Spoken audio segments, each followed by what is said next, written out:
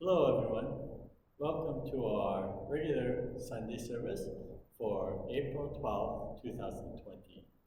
My name is Grant Ikuta, and I'm the resident minister here at the Shinmin Buddhist Temple. It is a great joy to have you join us all for this service. I'd like to begin this service with a moment of silent meditation, followed by the recitation of the name of the Buddha or the Nembutsu. Thank you.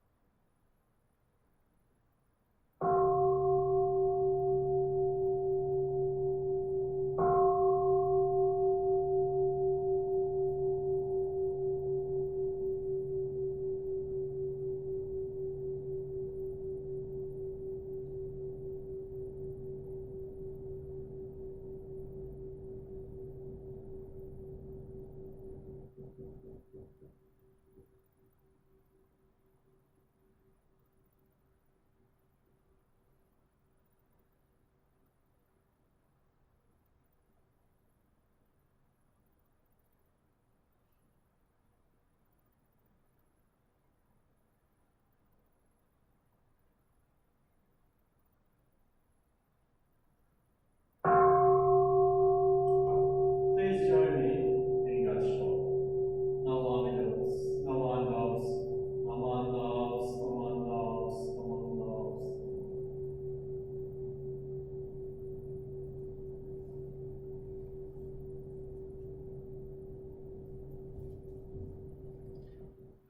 Next, we will have the sutra chanting. We will be chanting the chant known as the Sambutsuge.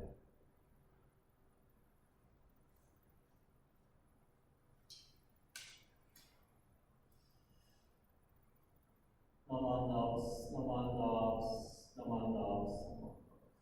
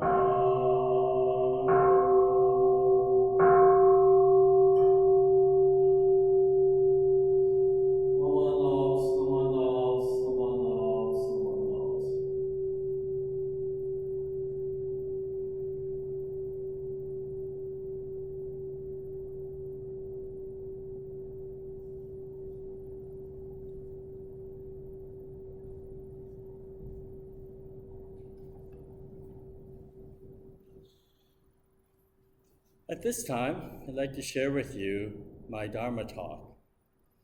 Today, I'd like to begin by reading a Buddhist poem written by Buddhist poet Shinmin Sakamura. I'll explain a little bit more about him in just a moment, but I'd like to begin by reading the poem. First, I'm going to read it in Japanese, and then I'm going to read the English translation. 二度とない人生だから、つゆぐさのつゆにも、めぐりあいのふしぎを思い、足をとどめて見つめてゆこう。Okay, translated into English, that reads as, because life cannot be lived over again, even in the dewdrop of a blade of grass, I marvel at the wonders that bring it about. Stop and appreciate the wonders of life. Okay, I'll read it one more time. Because life cannot be lived over again, even in the dewdrops of a blade of grass, I marvel at the wonders that bring it about. Stop and appreciate the wonders of life. Again, this poem was written by the poet Shinmin Sakamura, who lived from 1909 to 2006. So this poem I actually came upon quite accidentally. What had happened was I was visiting one of our temple members' homes, and when I got there in their living room, there was this beautiful calligraphy artwork, Japanese calligraphy, that was framed beautifully, very nicely. And I could tell by the writing that it must be some sort of a Buddhist poem. I didn't know where it came from.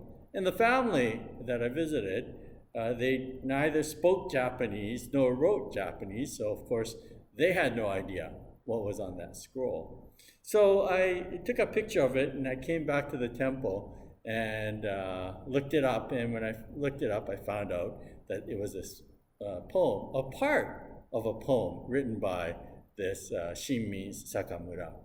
Now, I'll come back to this poem later on in my Dharma talk. But today what I wanted to talk to you about was, many of you have been, or some of you have been joining us in this Zoom as we hold Sunday services in the mornings. And some of you might be viewing the services online through our website. But I just happened to review one of my recent uploads, and I noticed that my facial features were quite stern or staunch. And it's mostly because of nervousness more than anything else.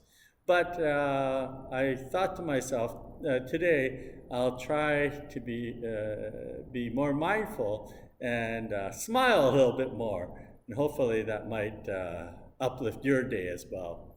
But also, what I noticed was recently in the news, we've seen a lot of negative or sad news.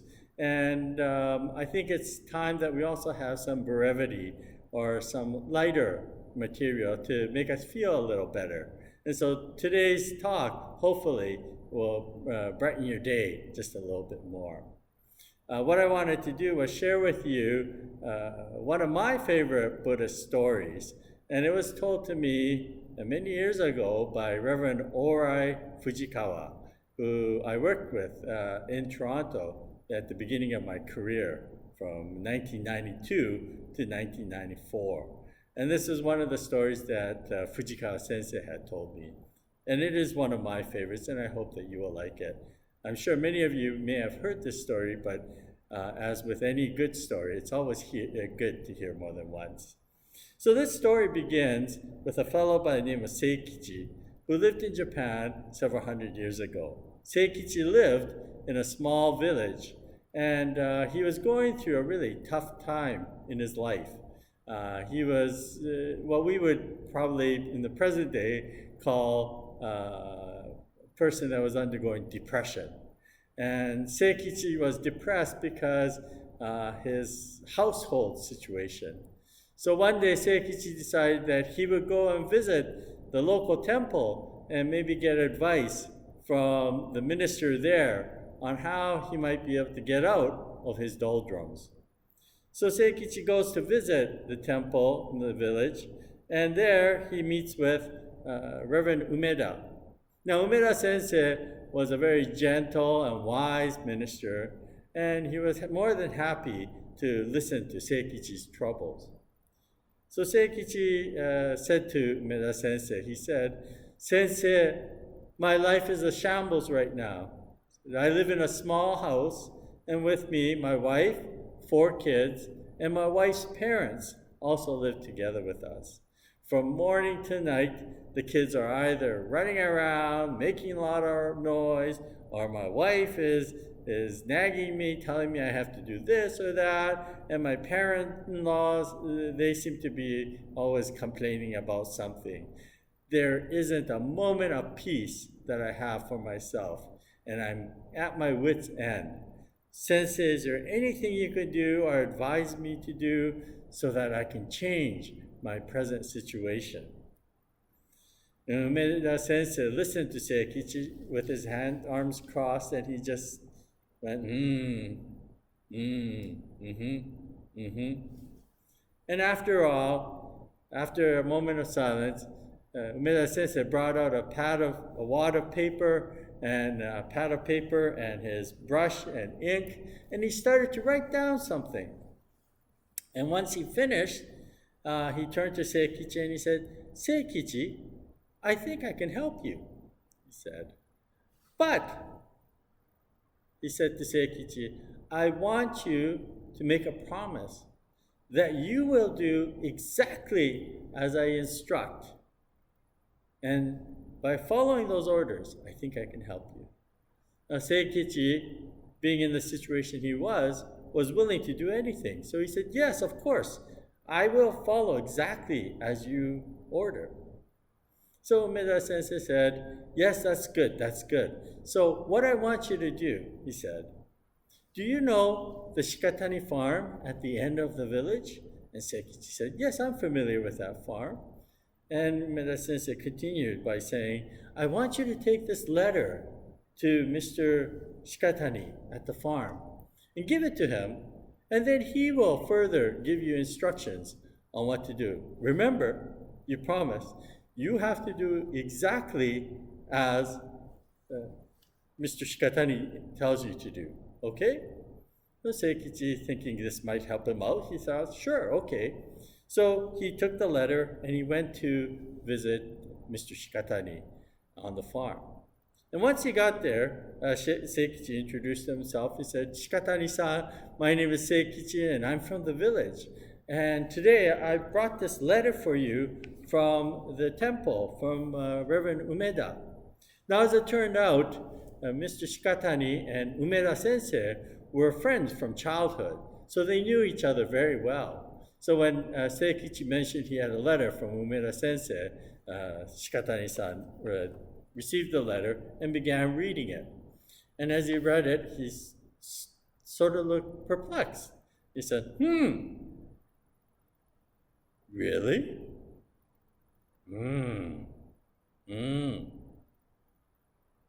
Okay." Then he put the letter down and he looked at Seikichi and he said, "Seikichi, wait here for a moment." And he went off. Now, Mr. Shikatani went to the barn, and after a little while, he came back. But behind him, he was pulling a very large pig. And Seikichi looked a little puzzled.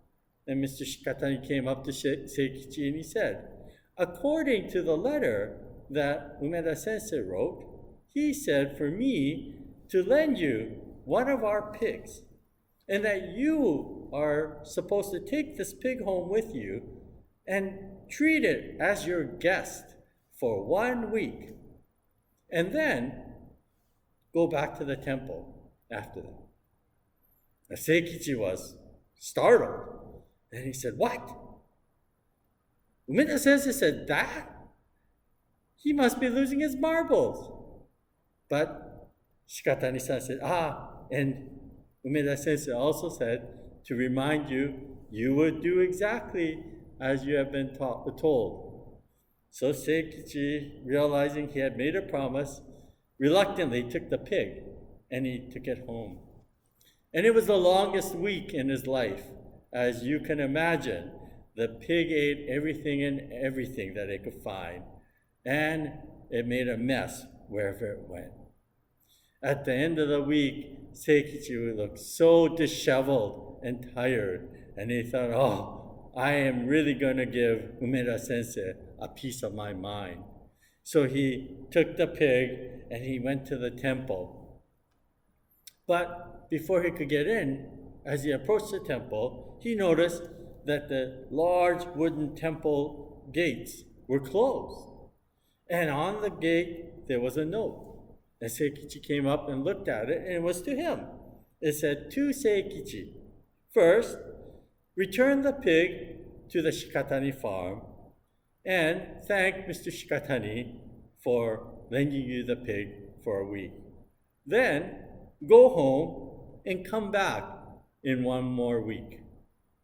Seikichi was startled. He thought, not only can I not give a piece of my mind to Umeda Sensei, but now he's refusing even to see me. But he thought, well, at least I could get rid of the pig. So he went back to the Shikatani farm, and he said to Shikatani-san, I guess thank you for lending me your pig for a week. To which Shikatani-san asked him, he said, Seikichi, did it help you at all? And Seikichi looked at him and said, no, things became terrible. It was the worst week of my life. So, at least he had given the pig back to Shikatani-san, and Seikichi went back home. Now, a week has passed since that time, and Seikichi now was returning back to the temple. However, there was an air about him, a big smile, and he seemed quite at peace. And as he went into the temple, Umeda Sensei came out and smiled at him and said, so Seikichi, was I able to help you? And Seikichi said, oh, Sensei, thank you so much. I can't tell you how peaceful it is now that there's only 8 of us. So that's the poem, that's the story that's told, or the story I heard from Fujikawa Sensei. I really like that story, and it tells us about not taking anything for granted, to appreciate what we have. You know, this COVID-19 pandemic has put all of our lives on hold, and on the flip side, it has also made us reflect on what is truly important in my life. As that poem that I read at the beginning stated, because life cannot be lived over again, even in the dewdrop of a blade of grass, I marvel at the wonders that bring it about. Stop and appreciate the wonders of life. Really, during this time of the pandemic, we have been forced to stop our own lives. And as we reflect on all those things that we had taken for granted, we get a new appreciation of the simple things in life. Prior to the pandemic, during our regular Sunday services, sometimes I would catch myself lamenting because some Sundays we may not have that many people attending the service, maybe a dozen, 15 people. And I would think, oh, how sad it is that we don't have that many people attending the service. But today, what I would give to have 12 or 15 people sitting here in our hondo joining us so that we could partake of a service together. But now is not the time. But as I reflect on this, I realize how wonderful it is even to be able to share the Dharma through this social media. That too is something I am grateful for. And so at this time, as we appreciate what we have, what is truly important in our lives, I'd like to ask you to please think of others and think of those around the world, those who might be less fortunate, who may not be able to participate in such services as this, or even to be fortunate enough to be able to still have many of the luxuries that we have in our lives. Think of those people and think of what we can do to help others around the world. So at this time, I'd like to ask you to join me in Gassho of gratitude as we close this service. Namo Amida Butsu, Namo Amida Butsu, Namo Amida Butsu, Namo Amida Butsu. Thank you.